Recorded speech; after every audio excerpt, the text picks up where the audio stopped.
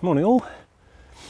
Well, no, I'm just in the field corner. I stood in all night without sleeping or anything. Oh, who am I kidding? Yeah, camped here in some of this roughage. Didn't think anyone would mind, and no one apparently did, so that's okay. Oh, forgiven some permission and all that. Yeah, good night really. I mean, water's a problem at the moment. I'll talk more about that, I guess, but could have done with more of that. But I got too much water this morning. It rained quite heavily from about 5 through to about 8.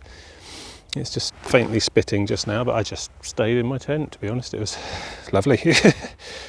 It was I tell you, it was a good test of the tent and under some adverse conditions. It got quite heavy at one point, but now it seems to have slacked off and disappeared that way. So I'm in for a clear day of no rain today now, apparently. I've given up using the BBC's weather app because it's just, well, for starters, the nearest weather station it has access to is like Ashford, which is about 40 miles that way. So that's not much help to me right here. Met Office's website, much better, very accurate, in my experience, certainly, in this last couple of days. I started thinking back to past camping trips I'd done like a long time ago, long before all this stuff, like decades ago. And the experience then, if it started raining when you were in the tent, was just, oh no, and then you just have to like wait. And you had no idea how long the rain would last. Eventually you'd reach some sort of breaking point and have to move. Now I knew to within an hour when it was time to start getting up, packed up and getting ready. And now here I am. I'm rigged for wet, but it's all stopped. New addition.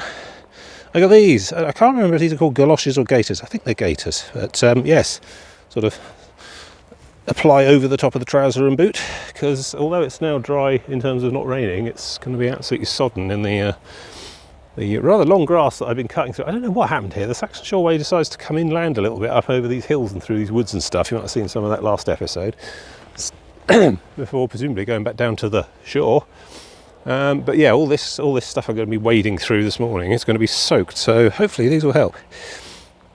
Rather more effective than the entire full length. They are basically water sports trousers, those, for like yachting and things, and they do get very hot. These are a better solution, I think, brought to me by a relative who actually pays attention to my interests and the things I say when I talk to them, so that was good. Intro. Hello, I'm Tim, and this is How to Murder Feet. This is, here we go again, I drag down the top. This is Monday the 15th of May, it is 2023. Because this is a very multi-year project. And this is 8:40 in the morning. So, where do we get to? Yes, well, that's right. So those who were paying attention last episode may have remembered that I was effectively thrown off the Isle of Sheppey by a well-meaning nature reserve guide warden lady. She didn't, I'm not sure she spoke for the entire Isle of Sheppey, but it was kind of the vibe I was getting, so I decided that since it was kind of an shall I do Sheppey, shall I not, overextended sort of bit, I decided I'm going to not, which basically saves me probably about 30 miles off of my projected itinerary this week. The rules are the England coast path, or the coast, I mean, yeah. But the problem the original problem that I've had, that I'm facing and trying to correct for right now, is that, frankly, Margate to Gravesend, including Isle of Sheppey, is not a week, really. I try to make it a week because it's just convenient for time off work and everything. And also, I can just about do a week at a time of this stuff. God knows what doing a solid fortnight must be like. But I suspect the route I got planned would have been better done, broken into 2 bits, made a bit more leisurely. But I want to crack on because I've only got so many years left before I die, So I don't have any known fatal illness that I'm ticking up to or anything, but, everyone dies eventually. And I've set myself a challenge which could take 20 or 30 years. And I'm 48 now, so anyway, basically, long and short of it, I don't want to have to waste... I'm not sure wouldn't be a waste. Don't want to have to spend an extra week just to get the Isle of Sheppey, which by a lot of accounts is perhaps not all that. I may pop back for a weekend or a mini break or something, just do it as best as possible with a car-based hotel type solution, just to fill in the blanks at some point later on, who knows. Anyway, I've got plans for this summer though, I'll tell you about those when we get to the end. But basically, today, the first priority is to find some water because I've got literally one mouthful left in one bottle. I'm saving that for when I really deserve it. But about 6 miles that way is Gillingham, I think, Gillingham, whichever. One of those quirky Englishisms.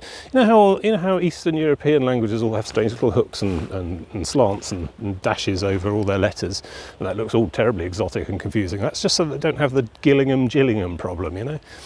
I'm pretty sure all of their letters are pronounced quite specifically and don't have two pronunciations. Anyway, I'm rambling as usual. So the plan today is to get to, I'm trying to get to a place called Hoo, which is where the Saxon Shore Way, it's on the other side of the Medway, which I think we are definitely crossing this time, Medway. A place called Hoo, where the Saxon Shore path basically just gives up on the coast at that point and makes a massive detour and pretty much heads straight inland for Gravesend. Now, I would be all up for taking that given my alteration of rules this week. But for the fact that the English coast path definitely starts at Grain on a long, continuously marked out, done, finished section, which ends in, I think, Woolwich Arsenal, sort of way out the Thames. So I feel kind of compelled to go to Grain, get on the path and use it. So I will be probably trying to, once I get, so today, get to Hoo, find somewhere to ditch the bag, as usual. I'm two for three on actual camping today on this trip so far. My 3 nights so far. I only had to premiere in once. That was because it was dangerous weather. I mean, this was all right. It rained a bit in the morning, but that's fine. Yeah. So get to Hoo, camp there. Then the next day, get to Grain, and then back out on the English coast path towards. Basically, it's somewhere halfway between Grain and Gravesend, probably nearer Gravesend than Grain. Because I would have been originally camping in Grain and then going to Gravesend in one go, which is 17 miles. It's quite a long slog, and then still have to try and get on a train and go home that day, which is starting to seem implausible. So what I wanted to do instead, insert an extra day, because I've got 2 days back from not having to go to the Isle of Sheppey. It would have been 1 day out, camp, another whole day round, then the remaining day would have come back and camped somewhere around here, this sort of part. So I'm sort of 2 days ahead of myself, really. So that's good. So I can put one of those days back into the mix by shortening the remaining days, which are all. I mean, even after I'd done the Isle of Sheppey, the one going from about here to Grain would have been about 22 miles, and that's, with my haphazard measurement, the actual foot distance would have been probably a bit longer. It tends to be once you zigzag in and out of detours and up onto sea defences and things. You tend to end up walking further than you think you were going to. Anyway, so add in another day, shorten the remaining days, and then, Anyway, not going to worry about the rest of that. That'll probably change again, I expect, knowing me. So what will happen today is I will walk until I either drop dead of dehydration or I reach Gillingham, where there are probably cafes and coffee shops and things. It all starts to get a bit towny from there. Beyond Gillingham is Rochester and the Chatham Historic Naval Dockyard I've seen pins for on Google Maps and things. Which is a big major town, a bit like Sittingbourne, bigger in fact. So I will definitely be able to get myself a big lunch and probably a supermarket top up for water and things. Again, much like yesterday, to be honest, in Sittingbourne. So that'll be good. And this time I need to really make sure I stock up well and do it cleverly, so I don't end up in this parched situation again when I reach Hoo. Because from Hoo and Grain and there's not a lot really out of all those sorts of places. There might be occasional pubs. I have to be very careful on this last peninsula. I mean, I go through a massive refinery area to get to Grain, but I don't think it's at Grain. I don't know if they've got like a village shop or something.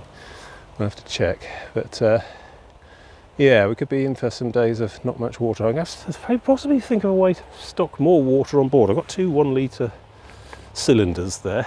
Are they a litre? They're about a litre, yeah. But 2 litres is clearly not enough. So I need to think about how else could I just stuff some more Volvic bottles in the top. I've probably got room. I might have to think about that. It makes everything heavier, but it also means I'm not continually parched. And also, every time I see a pub fill the bottles, I've really let go with that. It's really been stupid this week. I've been sort of just assuming there will be water somewhere at the end of every day, and it's absolutely not the case. I should always fill. It's my own mantra to myself, and I keep ignoring it for some reason. So I think I'm out of practice a bit in a lot of ways. I'm developing a toe blister on my little toe, which is unusual. I didn't think I did got those, but it seems so. So I think I'm just going to have to push on anyway, because it's just pain. And there'll be plenty of time to heal next week. Anyway, I'm going to get on with things because I'm about, I don't know if it's Yeah, it's 8:45 now, so I've lost a few early hours, but today is going to be shorter, so it should all balance out. It should be fine. All right, on we go. Yeah. Still following the inland detour. I've picked up a bit of a knee twinge from somewhere as well, it seems. Right knee. Still walking on it, but I don't know. I'm going to monitor it. If it doesn't go away or doesn't get worse by Rochester, might have to call the whole thing off. I'll have to just go home. Don't want to destroy my leg for the sake of stubbornness. We'll see. I've had twinges like this in the past on the hiking, so it might just go away on its own. So that'll be alright. Anyway, Lower Hallistow, the small village just ahead, about a mile away, which has a village shop, which might be open because it's gone 9 o'clock now. So I might just buy them out of all of their Lucasade. And then press on. We're still not where I wanted to be by the end of yesterday either. Although that was a bit confusing because it suddenly turned into a different day altogether, so who knows. Oh, God. Doing this for fun. Just not having much luck this week. I don't know what it is. Whether it's something specific to the area or just a whole bunch of timing. Don't know. I haven't been having nearly as much trouble on the south coast of Kent. Seemed to all to go pretty much to plan that week. Just goes to show complacency can kill, or something. Actually, cotton kills. That's the thing I learned recently. You see my new merino wool underlayer here. The previous one was made of cotton and tended to get a bit swampy. Tended to not dry out ever. Tended to be quite cold. Might have been one of the contributory factors of me having to give up because of the hypothermia in South Devon. So yeah, this is much better actually. Yeah, I mean, I haven't really been soaked by rain in it, but it's very good at keeping the sweat away. The sweat seems to evaporate away on through out to the outer layer. Much better. Cotton tends to pull water in and hold it, which means you just stay wet for a really long time. Whereas wool and merino wool and other synthetic fibres tend to push the water out. So when it's on the outside surface, it can be evaporated away by wind or whatever, or body heat.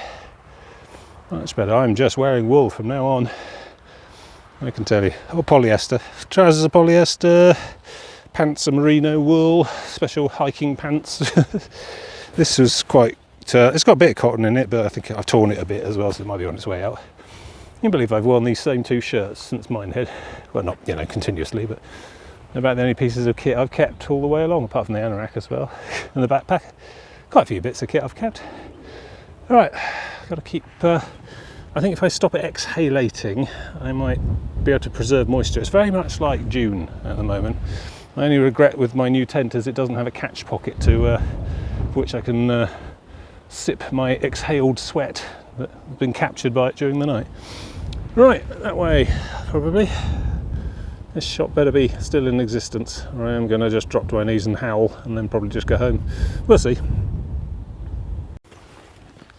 Right. Not much call for it, I suppose. Don't know if that's out of business closed or it doesn't open until... Google has a thing that tells you. I should have checked. Oh, this is not my trip really, is it? I'll look for some contingency. There was a pub back there, but they don't open until 12. Don't really want to wait around for 2.5 hours. I could be in Gillingham by then, probably. Okay, carrying on because that's what heroes do, or something. And lack of available alternatives, to be honest. So, the nearest other shop, according to Google, is Rainham, which is about 3 miles that way. I've probably got to do my Ham Green loop first, Saxon Shore Way, so we'll get that out of the way. So that'll probably be about 4 miles, 2 hours, and I really am at 2 miles an hour at the moment, I think. And I think I might survive.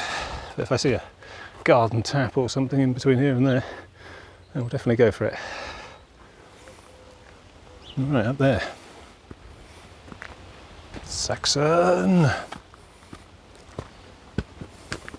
That was the alias of John Simm's portrayal of the Master in the recent reboot Doctor Who series. I don't know if that's significant. Alright, let's press on anyway. Got water down there for boats? I'll have to check.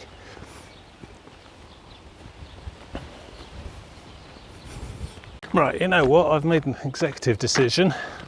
Carrying on without water for another 4 miles is not what heroes do, that's what idiots do. So I'm going to go directly, and by the fastest Google footpath route, to the nearest shop in Rainham, which will probably cut off about 2 or 3 miles of coast path up there and beyond to that Ham Green place I kept talking about. We're not even going to see it now. And then I shall just rejoin the Saxon Shore Way at the nearest point to that shop once I'm had a bit of a rest and quite a lot to drink and a fair amount to eat as well.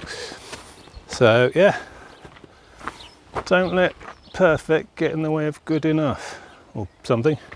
I don't know, don't let death by dehydration get in the way of ticking off a box on a wall chart or something. I don't know.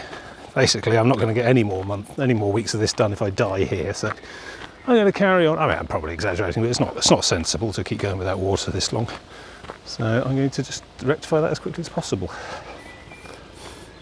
Ah, Providence. Upchurch, one village over, about a mile away, has a co-op, which apparently is open. We'll see. I mean, I've been like this before. You know, been burnt like this before. Yeah, about 20 minutes ago, in fact. So, cautiously hopeful, but that's only a mile away. So yeah, Lower Hallistow, you had one job. Let's hope Upchurch is better. Yeah, Upchurch a half, apparently. It's good. It's a shame, really, that all this is going on, because otherwise I might really be enjoying myself. This is a lovely day. Delicious cooling breeze. Nice sun. I have to get the hat out again in a minute. Green and pleasant countryside. It's very reminiscent of home, to be honest, or anywhere else in the south of England. Once you get away from the shore, I think coastal areas tend to lend distinctiveness to areas, I think, whereas interior places, I don't know, a bit more samey, a bit less varied. Mind you, this is different. I didn't see these back home. I don't know if they're apples or hops. They might be hops. I've just never seen hops in flower before, so normally the hoppy bit you use is the sort of dead seed poddy bit, I think. That's what you soak to give beer its flavour. Yeah. Quite early in the season, obviously it's only May, so yeah. I guess apples would be further spaced apart if they were going to be proper trees. They wouldn't have the framework. I'll have to ask. So the knee seems to have calmed down, which is good. I mean, I do get occasional twinges like that just go away on their own, so not necessarily a trip ender. Like I said, I'll have a bit of an assessment when we reach Rochester, because that's an obvious and natural bailing point if I do decide to give up on the whole thing. But I think a lot will depend on this next shop. how much better I feel after like 2 orange Lucasades and a massive bag of crisps or something. We'll see. Just wanted to get a snap of those. Very impressive.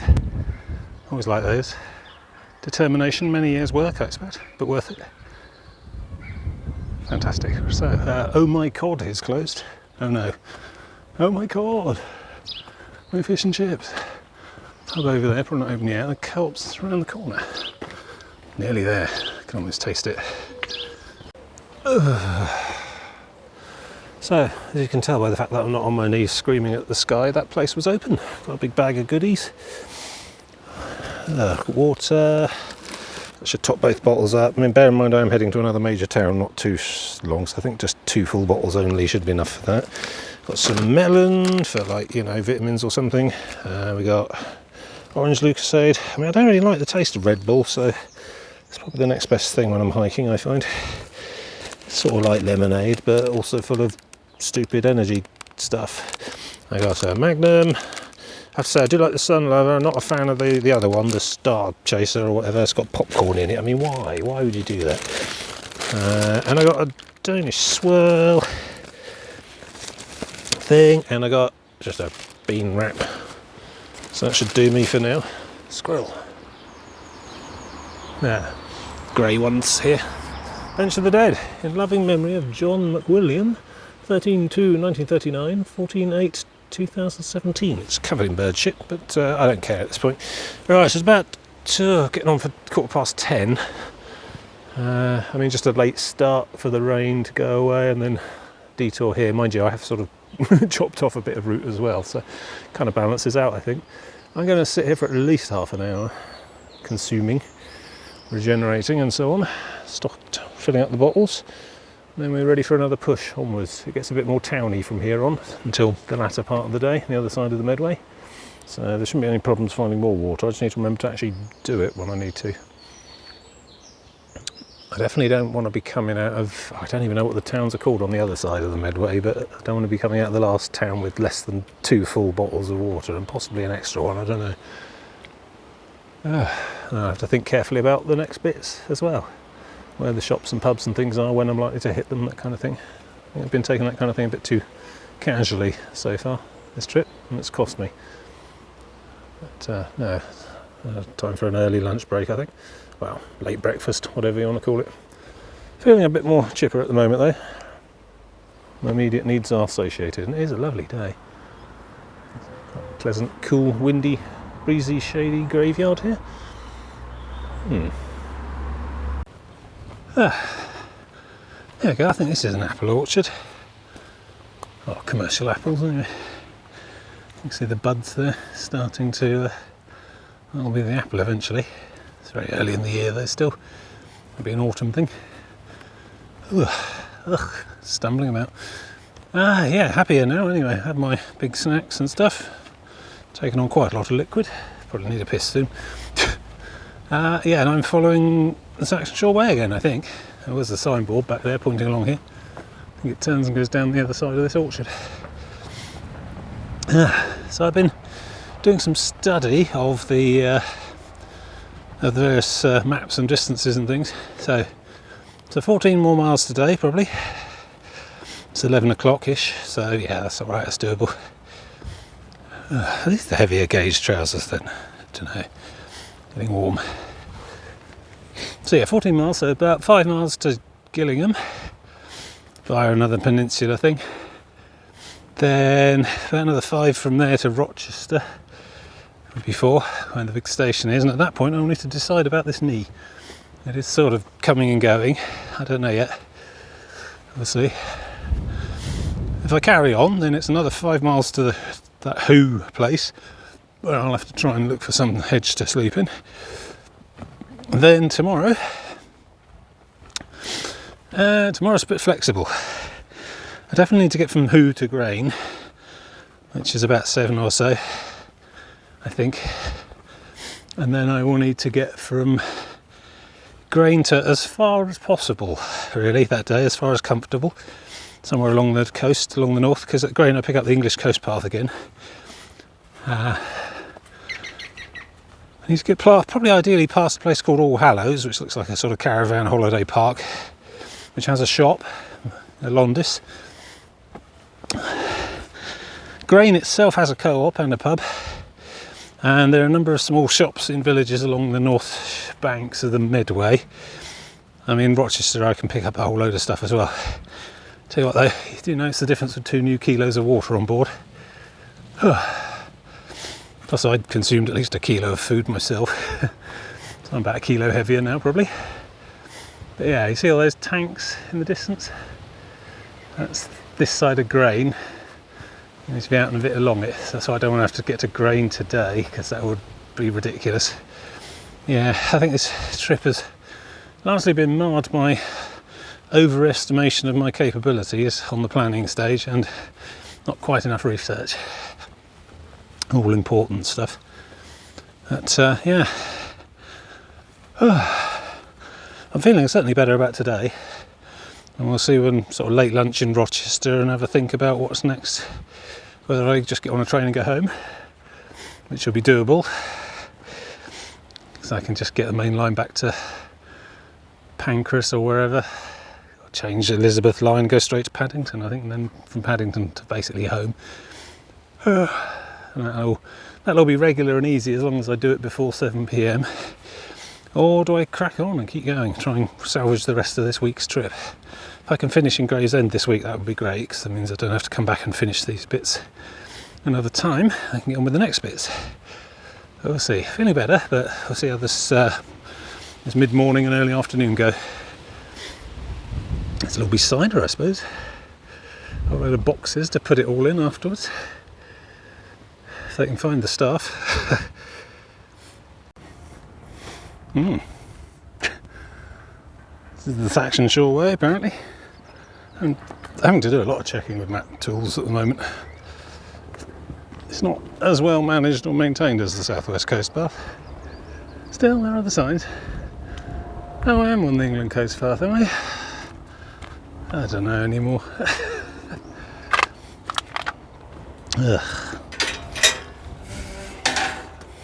Certainly the section I'm aiming for at Grain was more clearly marked on all the OSR map tools. I have to say, I do want to pimp the OpenStreetMap project as well, actually, at this point. Finding them to be an invaluable backup to Google Maps. In fact, it's better than Google Maps, really, because the OpenStreetMap stuff has layers that show at major footpaths and things. Long distance footpaths on them, Google tends not to, really. Only incidentally. Google is basically set up around getting places by car. Google Maps. Useful for its satellite imagery. The OpenStreetMap doesn't do satellite photography imagery because, it's not really its brief, but it does do very good maps. So I've been sort of using a combination of both. There's an OSM reader app I've got on the phone and a Google Maps app. I often use them to verify each other. So that looks like me down there anyway, that's good. Yeah, these are hops. These are definitely hops. Different to apples, as I'm seeing. They obviously require this kind of quite complex gantry lattice trellis work to grow properly. Although they got the same kind of budding. Maybe those are apples? Oh, I don't know anymore. These definitely look like hops. I mean, if you come back here in autumn, I'll definitely see them. But then the hops are flowering. Maybe these are apples. Didn't think you could grow apples on trellises like this. I'm just going to stop talking and do some more walking. Keep on at it. Yeah, knee twinging again. Comes and goes. Seriously wondering whether I ought to not just cut it all short and do the rest of it another time. Whatever happens, I need to get to Rochester because that's where the trains are. And the path goes through Rochester anyway, so all my futures lay along this path at the moment. I mean, it's not gotten so bad, I'm just like rolling around clutching my knee and dialing for an Uber or anything, but I do need to consider the long term as well as the short term. If I push myself so hard this week I break my knee somehow.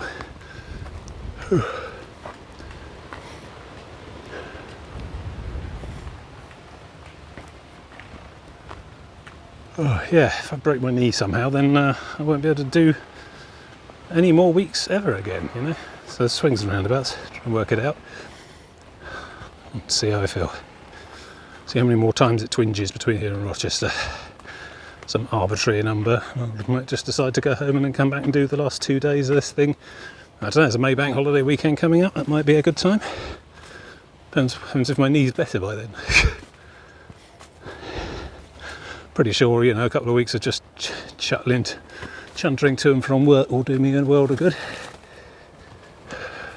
I mean, I do walk a mile each way to work and back every weekday normally, so it's not like I'm just not doing any walking between trips or anything, but not doing any serious exercise like couch to 5k or anything. Perhaps that's been the problem. Yeah, it's like I said before, I mean, I remember this time last year, I'd just come off the back of spending the whole year doing weekend hikes along the south coast, so I was obviously in a much better state fitness-wise than I am right now. Yeah, maybe that's the secret. Just always do 15-mile hikes every weekend, forever. Mind you, then part of me wonders, does the body have a finite number of goes? Does a knee only bend so many times in its designed lifetime? Perhaps doing lots of exercise just wears your body out more quickly. Don't know. Pros and cons, I imagine. Body does heal itself, but you know, as you get older, it does so less efficiently. So, yeah. Also, I've worked out that I've forgotten what year it is for quite a long time. I've been telling everyone I'm 48. I'm 47. I'm 48 this year. Not that it makes a lot of difference, but I had to do that counting thing again. How old are you? I don't know. Give me a pen and paper, and maybe I can work it out. Anyway, this is quite pleasant. Going to keep following this. Like I say, everything leads to Rochester. I'll have a proper frank discussion with myself, and maybe you, with when I get there, decide whether to just jack the whole thing in 2 days short, and come back and do those 2 days. I mean, obviously I will do those 2 days at some point before September, because I need to be on and across to Tilbury and beyond for September, which a week I've conservatively pinned at 100 miles, so then like this week, maybe I ought to recalculate and pick a different stopping point. Doesn't really matter how long. I mean, obviously I want to get it, crack on with it, because it's a long job going all the way around Great Britain, but perhaps I can be a little more slower about it. Yeah, probably this one. No signs. Right, carrying on. Looks like we're not going any further through there. I think we go down to the left, according to the maps. Massive industrial works there. Some fishing guy there. Don't know work out why I've not seen nearly as many benches this trip. Benches of the dead, you know. I mean, that last one I was on was in an actual graveyard, so all along these sort of seawall embankments and stuff. And to be honest, I think it's to do with, well, you have a bench of dead put up to commemorate you, and also to commemorate somewhere you enjoyed. Usually people put benches of the dead up along the lines of, here lies Edna Box, you know, 1837 to 1828, and, you know, she loved this place so, you know. There's often a sentiment of the person that we remember who died used to love coming here and staring out to sea and stuff, and to be honest, I don't think that's really very much the case around these places here. I mean, this seawall was probably only built in the last sort of 50 years, maybe 100, but they're all quite arbitrary as well, these seawalls. It must be Ham Green over on there somewhere. That's probably where I was supposed to be spending the night, but things change often. But yeah, I think it might be quite arbitrary where you build these things too. I mean, what's to stop someone just driving one straight out from here to that far shore there and just turning all that into a low-lying field system? I suppose people need the wharfs, still use them. Don't know. It's ancient boundaries. Maybe these are just, you know, ancient lines that we've just, you know, mechanically preserved for hundreds and hundreds of years against the sea. I mean, over there you can hear all of the building work clanking away. I don't know what they do there, cement, gravel, whatever. I mean, I think, to be honest, I think we'll see this as we go further west as well, and on the North Shore in September, is that this is very much a working landscape. This is not, you know, the South Coast is very much a holidaying, we go here for pleasure type destination. Oh, there's a lot of fishing, you know, but on the whole, it's mostly seaside holiday cottages and so on. I mean, just, you know, the smell coming off of here would put me off of wanting a holiday cottage right here. You do see a few caravan parks along the shore here. There are some nice bits. Usually bird sanctuaries, and those are usually there because it's just not economically practical to reclaim that land for use. Imagine building all these sort of raised seawall networks we've been seeing all this week. It takes a colossal amount of manpower and resource and money. Anytime anything needs manpower, people need paying, plus the materials as well. An enormous job going on for a long time. I should probably read more plaques. I'm sure I could find some history explaining, you know, when these were built and how long it took and how many thousands of slaves died or whatever. But then you'll get large swathes certainly along this trip's coast where, oh, I can't be bothered to do that. Let's just leave that for bird sanctuary, you know, finger quotes. And that's good. Because sometimes you put one of these up and often the land on the inside is not, you know, totally waterproof. You wouldn't want to build a housing estate on it. So it's left to pasture generally. And it still looks quite swampy even with these walls in place. I mean, you can see that side. and there's the water level, and it's only it's about 1 or 2 feet, maybe even equal to the sea level there, mean sea level, because this goes up and down, it's all tidal here. So you tend to find, quite big industrial works and factories built on artificial rubble mounds and stuff, instead of the housing stays further inland. But it has a beauty, but it's not, I think, objectively speaking, you'd have to say that this coast, certainly since Margate, has not been as attractive as much as the south coast, including the south coast of Kent itself, Dover, Folkestone, Hythe, all along those. And it's got nothing on Devon and Cornwall, I suppose you deal the geography you've got, and a lot of stuff gets done up this end of the country because we're so close to London. Everything pulses in and out of London. It is the heart of our nation. So the closer you can build your massive aggregates factory to London and the motorway network, the better. So everything clusters around London. It massively warps the economic lifeblood of our nation. Everyone talks about the north-south divide. They don't really mean the south as the south. I mean, yeah, obviously a lot of the southern counties are quite well off, mostly because they're near London. I mean, London is the sort of, it's like the bowling ball dropped on the rubber sheet of space-time that is the United Kingdom's economic flow. So anyway, so since this coastline is not especially pretty or especially rugged or especially holidayable, why not just go ahead and build a ton of factories on it? I mean, we saw that paper mill like yesterday, and there's going to be more of that go. I mean, on the grain side, once we pass Rochester, if I pass Rochester, still haven't decided, we'll see a whole load more stuff. There's a whole bit on the end that is massive oil refineries, power stations, etc. I'm not looking forward to walking through, to be honest, because there's no coastal access along any of that, and we're going to have to use the A road that goes to Grain, which basically goes right through the middle of a massive industrial estate. It'd be a bit like that Fawley power station on the south coast.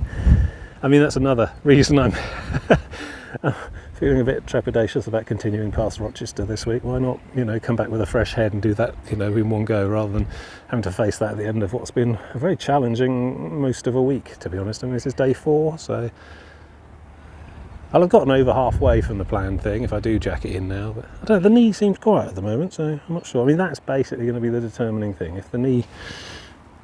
I've got an ant on my hand. Help. If my knee is fine from here on, then I will continue, but if it flares up again multiple times between here and Rochester, which is still about another 8 miles or so to go today, this morning, lunchtime, whatever, 4 hours probably, which will put me at about 4 o'clock in the afternoon. I'll then need the remaining 4 hours till 8 to get. I think it's going to. I wonder if I can overspec this leg, to be honest, because I did get up quite late because of the rain.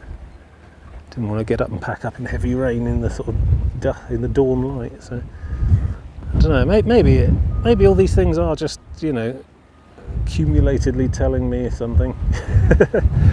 Maybe I should just, it's all right. It's all right to come back and do the other half another week. It's all right. It's my rules, my holiday. I can do what I like. And this has not really felt like a holiday, to be honest. This has felt like bloody hard work. And there's not really been that much spectacular, awe-inspiring things to see along the way. There's a lot of this kind of thing.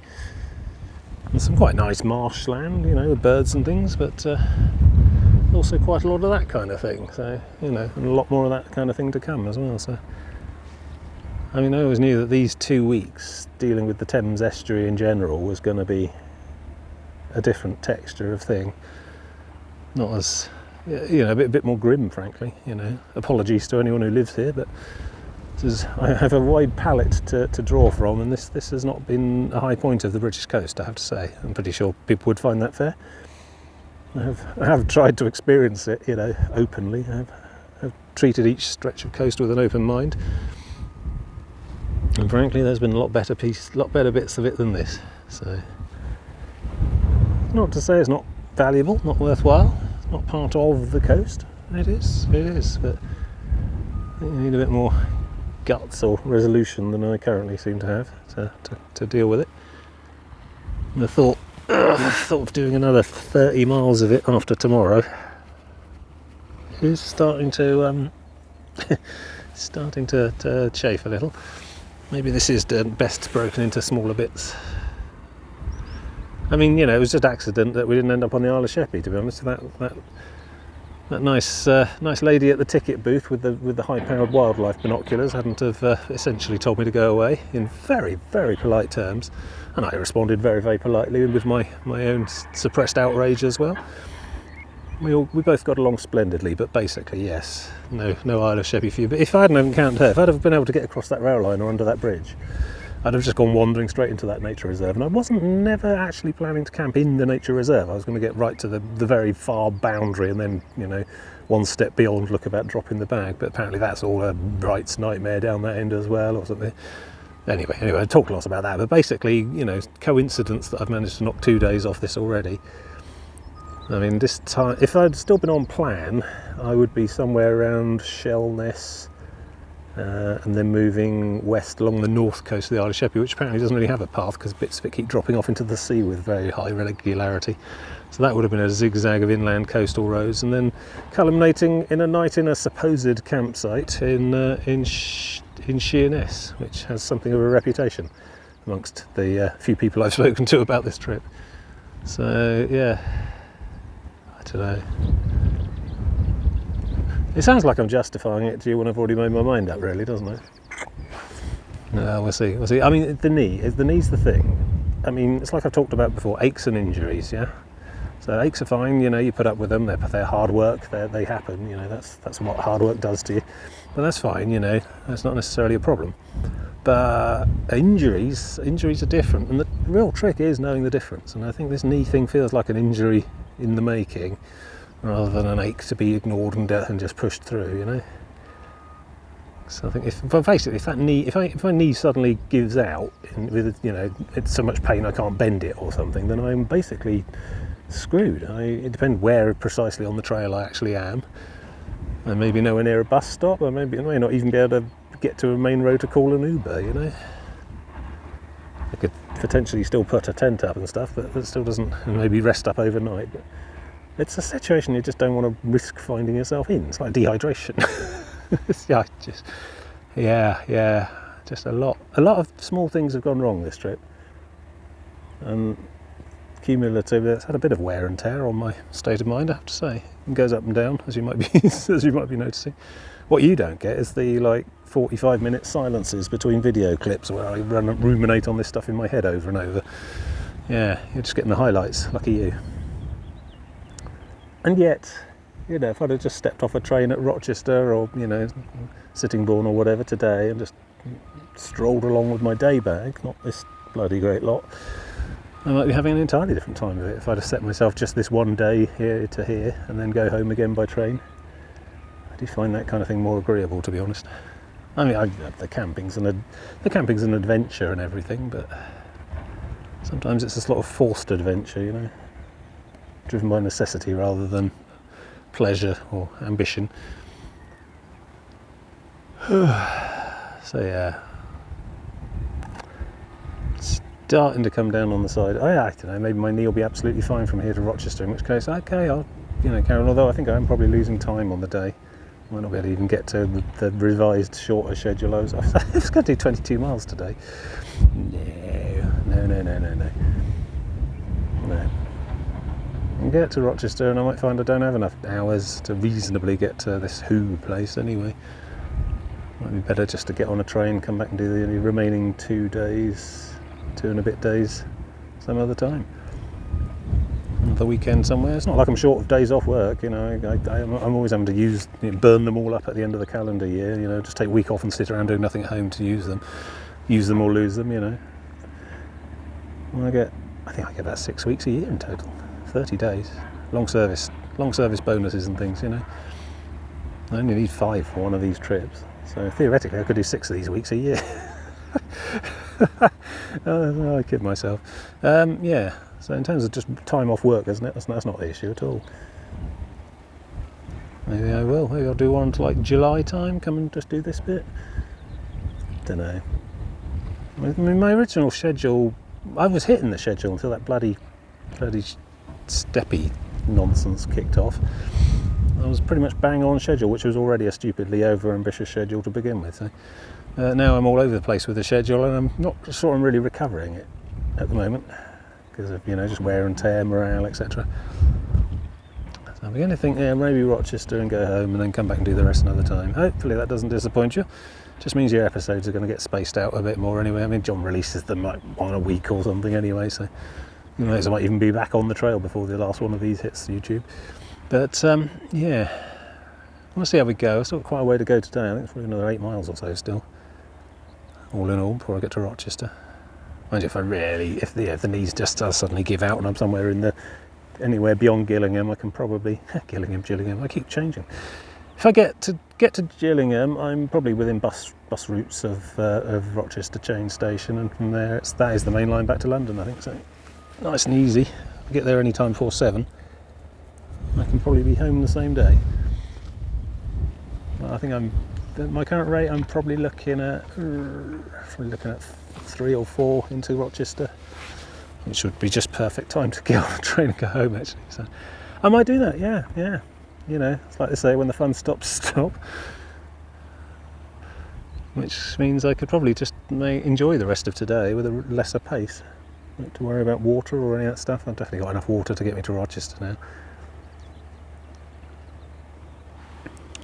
Maybe I should dial it back and treat the rest of today as a holiday and then come back another time. Maybe about 3 days worth, probably. Mind you, I could do same day travel days and things as well. So yeah, I mean, I might even be able to do it on a bank holiday, you know, unless I haven't got anything else on. End of May bank holiday, I could just come back up here, pick up where I left off. Yeah, hard to put my finger on the specific excuse that I'm going to use as to why I fundamentally failed this week, but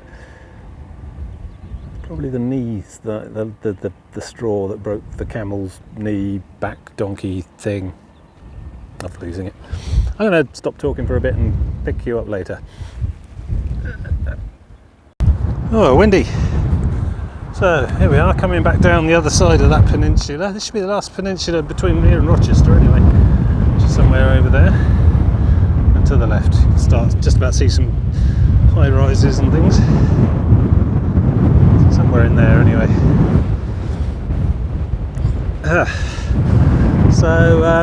Yeah, the sort of who thing I'm aiming at, somewhere between the power station. There we go, extreme zoom time. So that's some sort of power station there, I think. One of them is anyway, maybe that one. And I don't know, yeah, it's like a who marina, which might be that. So somewhere in between that and that, the path turns inland and goes off to Gravesend, Saxon Shore Way, and I was looking to camp somewhere on that shore.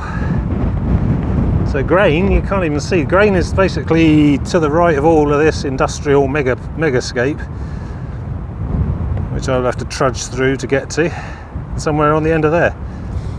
Some little houses and stuff, and then over the back you can't see is about another 17 miles or so of well, this kind of thing basically. Yeah, hang on, normal zoom. Yeah, basically 17 miles of this kind of thing, a bit like the OIR marshes we were at, similar kind of terrain. And then Gravesend, somewhere over that hill in the distance. Yeah. Yeah, no, which I'm increasingly suspecting is going to be a part 2 of this week. Still, if I get to Rochester and I've done 70 miles or so, and I think I've done slightly shorter coast path weeks in Cornwall, so it's nothing to be sniffed at. It's an achievement done. We're just going to show. I mean, so there'll be an additional 30 miles on top of the 70 I'd done, plus there would have been the Isle of Sheppey as well, which was about another 20 miles all the way around. Yeah. So, yeah. I need to have a word with myself about my planning, redo all of my future weeks. This time measure them more carefully and factor in a bit more buffer space, you know, a bit more downtime, which I tend not to do. I'm in such a, I don't know, I think I got into such a panic about, oh God, I might never finish the British, you know, the England coast path before I die. But I've really started to aggressively push those schedulings, and I think I'm just paying for it this week here, starting to learn a bit more about my capabilities, which it's fair to say may decrease as I get older, you know, as physical infirmities start to be made known. perhaps I ought to dial it back a bit. I mean, I'm driven to think of my my idol, Dr. Ruth Livingston of Coastal Walker Co UK, and she doesn't even do this. She doesn't camp, to my knowledge. She's got a camper van and she takes that to different parts of the country, and she's got like a scooty electric bike thing she ties to the back of it, uses that for the day stage travelling stuffs. So, you know, I don't know who does the through hiking, camping, wild camping thing on this scale, you know. I haven't really found an online mentor that's doing precisely what I'm doing, so who knows, maybe it's not doable, really, not feasible. I think it is feasible, but you have to rein your expectations in a bit, certainly, particularly around this kind of terrain. I imagine once you get beyond, you know, into Suffolk and Norfolk, it probably gets a lot easier because it is just this kind of thing and the occasional seaside town and shop, you know. But when you got all these inlets and rivers which going in and out. I mean, you know, the week in September is going to be pretty similar in North, you know, Essex. So, and then yeah, like just bloody great power stations everywhere. And I mean, I couldn't basically this whole peninsula here I only had to do half of because the northern tip of it was a massive industrial workings of some sort, grinding away, churning away on a Monday afternoon. It's afternoon, yes, 18 minutes past 12. And I just think I'm slowing down anyway, regardless of everything else. So I'm beginning to wonder even if my reschedule is going to be doable.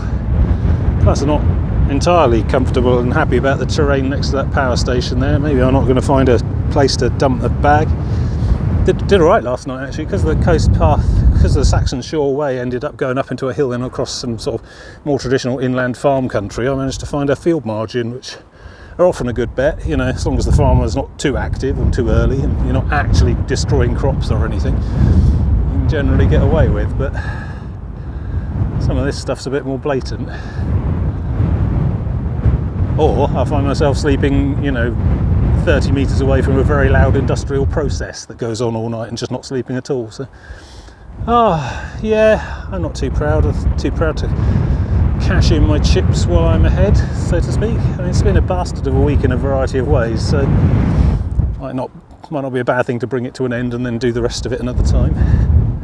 And Rochester is, you know, pretty much excellently placed for it. The only other, I mean, basically, if I get to, I think there might be buses from Grain, but you know, Rochester's going to be the hub I'd be coming back to anyway, even if I did. So, otherwise, Gravesend, you know, is the next hub beyond. So, I mean, pretty much Rochester. Once I coast off from Rochester, it's pretty much a finish it or die sort of situation. So, I just think I've gone through too much this week. But yes, I wouldn't want to belittle the achievement I have managed to scrape together this week, which has been, you know, about 70 miles of quite difficult terrain in a variety of challenging conditions. So yeah, I'm thinking Rochester and then home for a bath tonight. Why not? It's my holiday, I can do what I want. But rest assured, I will complete this. I'm not going to just give up. Certainly don't want to give up on the whole project. No, nothing about this week has made me decide that I can't do this anymore. No, but I do need to replan, rethink, and perhaps get a bit fitter too. Maybe just dial back the expectations a bit. Trying to get too far too quickly is going to burn me out, which I think has been largely what's happened this week.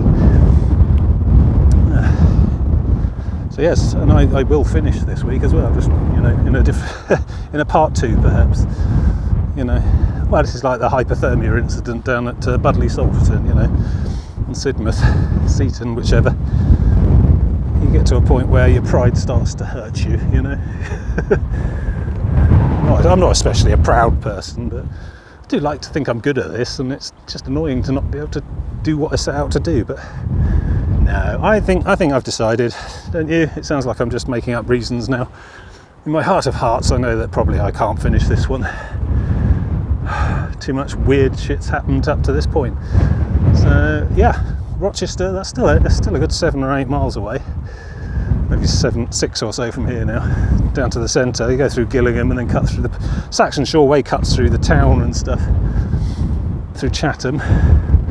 So it's quite a busy rest of day to do as well. Hopefully I'll rock up at Rochester station around 3 or 4, maybe 5, and that'll be plenty of time for me to comfortably get home. I could be in the bath by nightfall. And then yeah, just have a real think. I mean, obviously a couple of days probably that last 30 days lends itself to a sort of 3-day strategy, but with 2 travel days.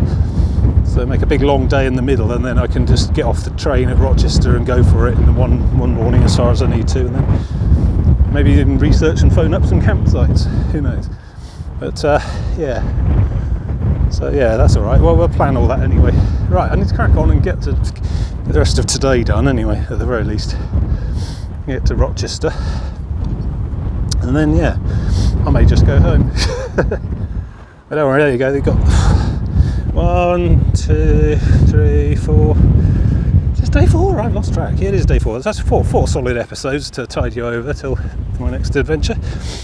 Anyway, enough about that. Let's get on with this. Finish the rest of today. I may not even do that. Since I last did a video clip, my knee has not pinged anymore, but we'll see. Still got mileage to do yet. I'm thinking even if it doesn't ping anymore, I might just dial this all back and go home anyway. Probably more out of condition this week than I was hoping to be, generally. Well, I'm still going to try and maintain my public service remit. Here's some information. So we're at Bloors Wharf and Field. So yeah, here it's all turned into sort of managed parkland now, so it's going to be easy going. Nice big footpath all the way through. No ambiguity. Yeah, Motney reed beds, there we go. I was there when I was complaining, and then I got to there and did some more complaining, and we're here now, so that's good. So keep on.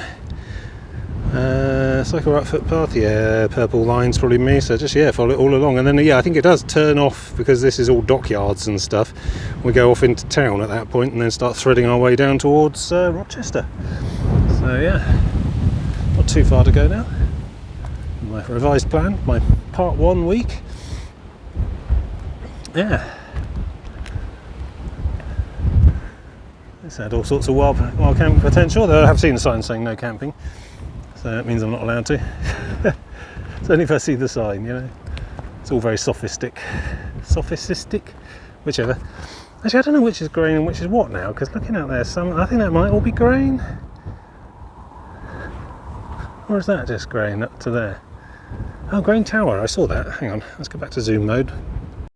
Anyway, again, I have to keep stop filming before I can switch it off of Steadicam mode, you see, which I've been trying to use more often because I am quite wobbly. But yeah, something out there called Grain Tower, which I had been looking at on Wikipedia. See if I can zoom on it.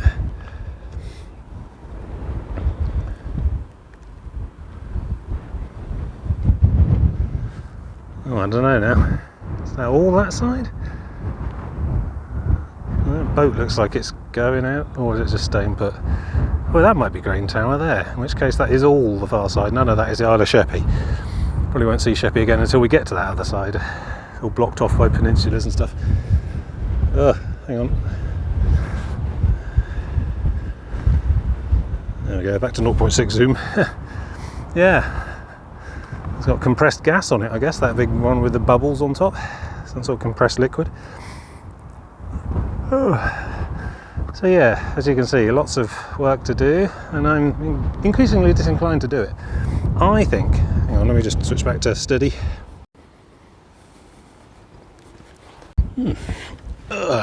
Taking a stop and a drink of water, which I probably should have been doing all along. If I'd have had more water, who knows where we'd be right now, but anyway. I was penalising myself with partial dehydration for most of the trip.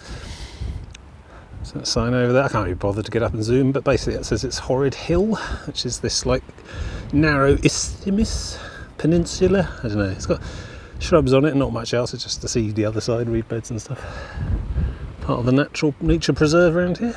It's quite nice. Predictably enough, once I'd made my mind up, I perked up enormously. I'm quite chipper now. Yeah, knowing that today it'll all be over. So yeah, I even got chatting to a pair of strangers on the path there who were busy digging. Oh, they were straddling the path. Couple there, and he was digging up a rock out of the path with a penknife, and I thought, okay, whatever. But no, it turned out they were serpentines they'd found as part of this aggregate mix, which I guess, you know, it's all rubble, it's all rocks. But yes, I tentatively identified them for them and told them about Lizard Point and the little lighthouse sculptures. They seemed quite impressed. They almost seemed interested when I started talking about walking. But yeah, I hope they were serpentines. Probably not jade. I tend not to use jade in aggregate hardcore rubble mix. Very green anyway, whatever they were. Expect them to wash up nicely, make some nice little mantelpiece ornaments. Maybe even get them carved by a jeweller or something. I have a jeweller friend who I got to carve me an intricate trinket out of some rocks for a reason that's not important right now. It's quite reasonable. Right, so yeah, this is just a little bit of nowhere. I'm going to check how far I've got to go, but probably just carrying on round. At some point along this shoreline though, it just basically stops and cuts into town. So we must be coming up on Gillingham now.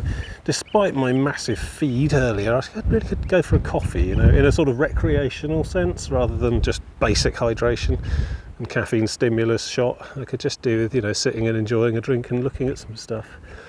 Try and salvage a few holiday-like moments out of this ongoing... Is farrago the right word? I don't know. Farce, perhaps? Comedy of errors? Yeah. Oh yeah, so you can see a bit of Sheppey over there, I think, still poking out the end. Hang on, we're off into zoom mode. And we're back in the room. Actually, am I shouting stuff before it starts actually recording? It's got a counter on the top that tells me when it starts ticking on. It takes a second or two to start recording.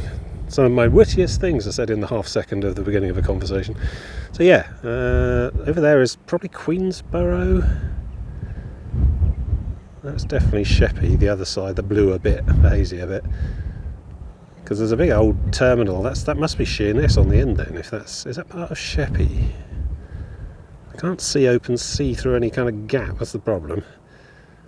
Is that boat moving even? Has it moved? I don't know. Now this peninsula thing's in the way, but then over there that might be grain. So I don't know really what's going on at all. Probably just as well I'm not going to try and navigate it today. Oh yeah, I will be back. I will do it. I will have a go. But yeah, so yeah, I have sort of perked up a bit, and oddly enough, my knees now stop complaining. So I wonder if that was a psychosomatic warning as well. Who knows?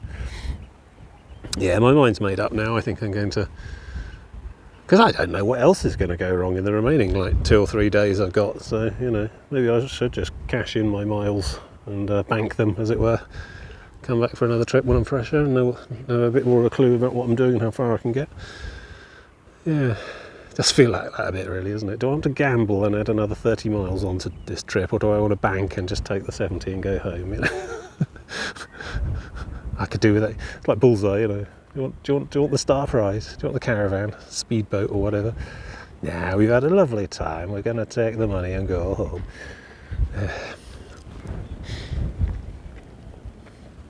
Anyway, it's still not done today, so probably ought to pack up and move on. Oh, that's not steady. Is that steadier? Whatever. Can't stop, so, just when I'm starting to enjoy myself, I checked to see what my potential itineraries for getting home from Rochester via the splendid National Rail network were, and it turns out that South Eastern, the half-assed private public initiative franchise that run this bit of the railways, are still on strike, or on a different strike, or a part of a different union or something. They're striking from the 15th through to the 20th, which would have affected me if I'd have done my full week or this bailout early scheme either way. So they say they intend to run all services, but who knows? Who knows how many trains are running or not? So obviously my chances of getting home tonight are greatly improved if I get there as quickly as possible. So it's rush, rush, rush. Speak to you more soon. Oh, there's some civilization. Part of Gillingham or Rochester or Strood, I think is the one beyond. Don't know. Well, drink it in because I've got to move. Honestly. Yes, yeah, so I looked at it. Let's try 0.6. There we go, fake arms reach. Yeah, had a look at it all. Turns out I think it's just southeastern. So if I can get to London, it looks like all the other train people are just getting on with it. So we'll see. I'd never heard anything good said about southeastern. They're almost always on the local regional news. They're being complained about works, delays, strikes, and so on. Don't think they're very popular at all. Very bottom of the, quite on the low end of the various league tables these things are run by. Apparently not as bad as TransPennine, who last week lost their franchise entirely and are now, that railway is now being operated by the operator of last resort, which effectively is the government, nationalised essentially. And the government was full of, oh, no, don't get your hopes up, because it's not a silver bullet, we're going to try and sell it off to as soon as we can to anyone who looks vaguely reputable. But, you know, this is probably not the place to get into a massive long dialectic about transport union socialism and the needs of the many and so on. I mean, I could probably bang on for quite a long time about such things, but I'm just saying, when I grew up, it was all nationalised. It was British Rail. They owned the track, the train, the signals, the stations, everything. Paid the staff, and it all seemed to work, seemed to hang together. But then in the 90s it was all sold off, broken into lots of little bits and sold to private ownership. So, I don't know, did that help? Has it worked better? Maybe I'm missing a vast increase in demand or something that they weren't able to fund, I don't know. What I do know is how this affects me personally. Yeah, obviously today I'm now cross and rushing, but in general, I think if I can't, in the future going forwards, rely on a punctual and on-demand rail network that does what it says on the schedules, then, well, the character of this whole thing's going to have to change, certainly, because I rely on the trains to get to wherever I'm going to do my thing, and as we've seen this week, even a small disruption to that screws with me immensely on a physical and biological level. So maybe I'm going to have to start learning to like sleeping in the boot of my car and take my car with me on these trips. We'll see. I'm going to have a long, hard think about it all, because I can't really rely on the trains anymore, because they're going to keep doing this striking.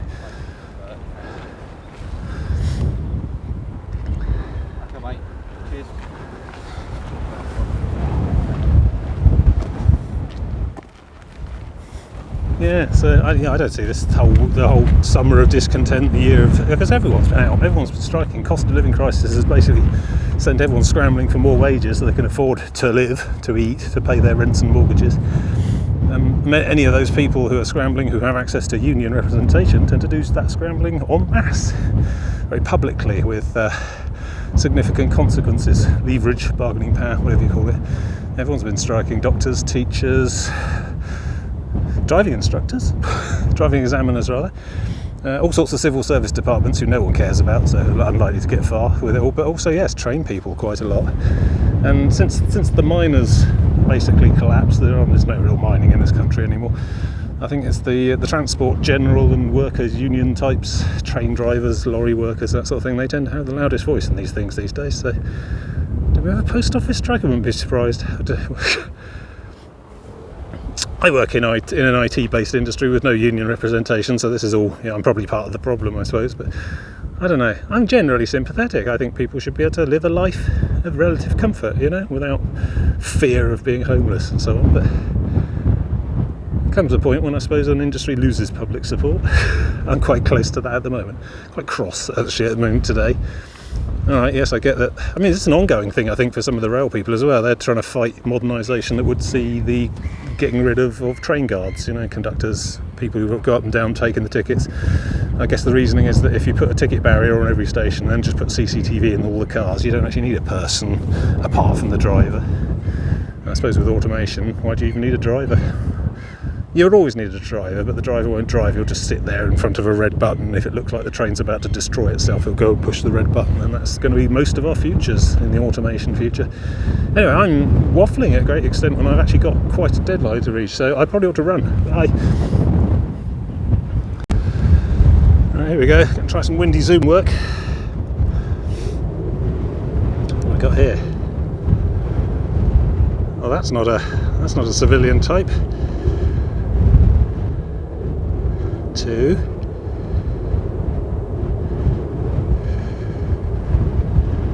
3, 4, 5.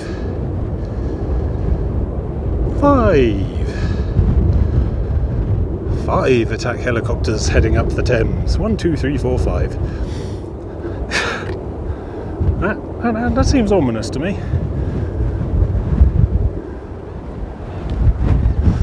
Has it begun? I always thought I might be out in the wilds when it began. Yeah, well, I'm keeping my eye open, but that hasn't helped my sense of urgency at all, no. keep watching. This might turn into a Cloverfield style document of the end of days, you know, at any moment.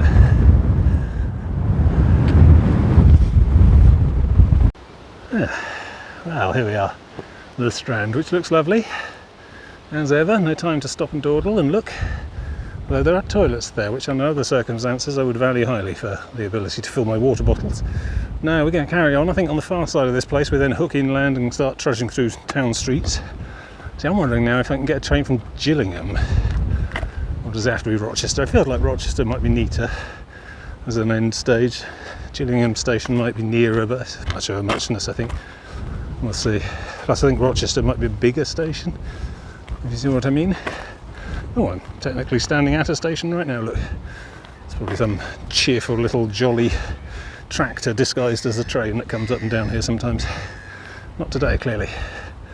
Oh no, look, dinky train tracks. Oh, we're talking 00 gauged Britannia class model engineering here. I just keep saying Britannia class because it's the only one I remember from my dad's lectures.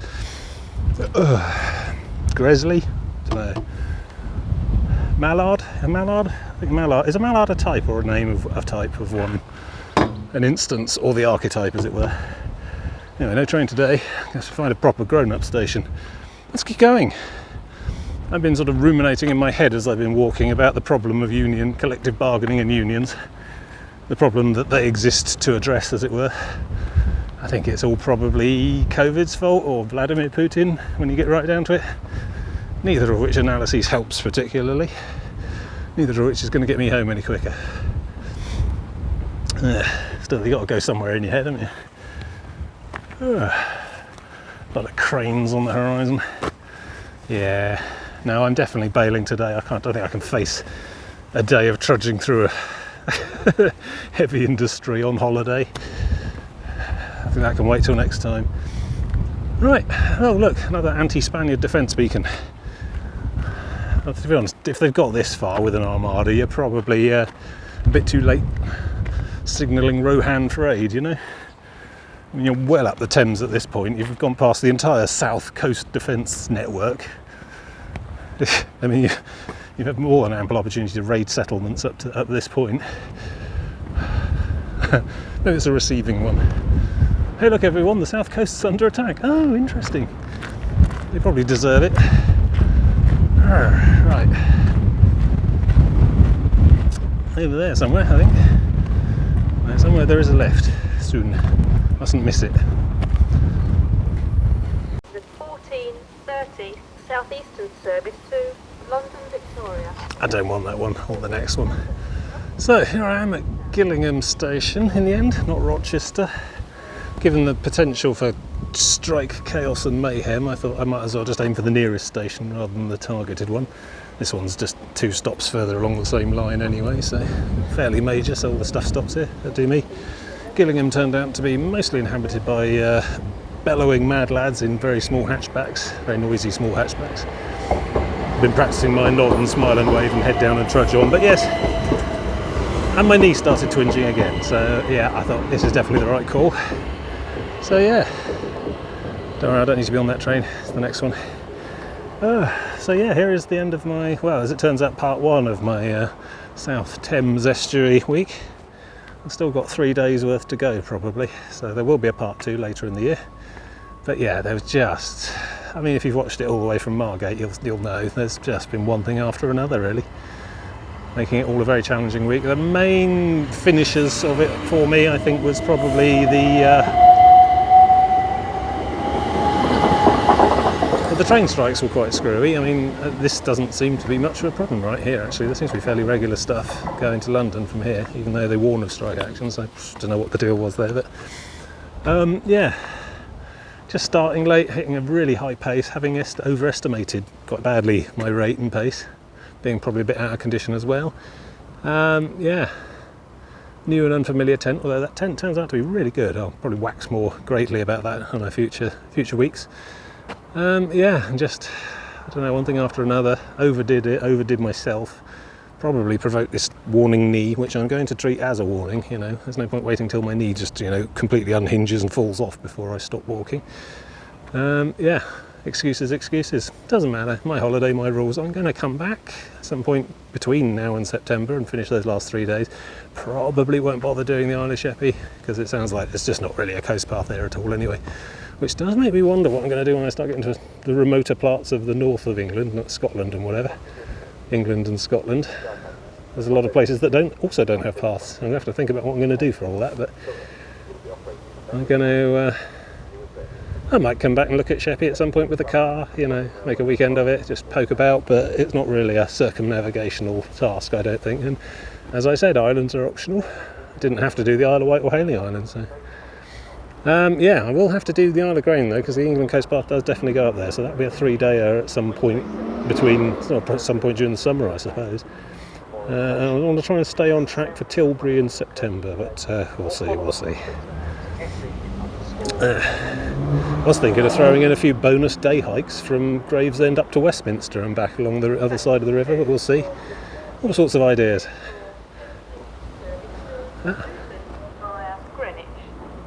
Yes, yeah. Abbey Wood. Abbey Wood. There we go. That's the one I need. Good. So that's here soon. So I'm going to wrap up. Thanks for following me as well, like usual. Hopefully this was interesting enough and rather thrilling, more so than usual. But personally, I could have done with a more sedate one. There you go. Anyway, speak to you again soon.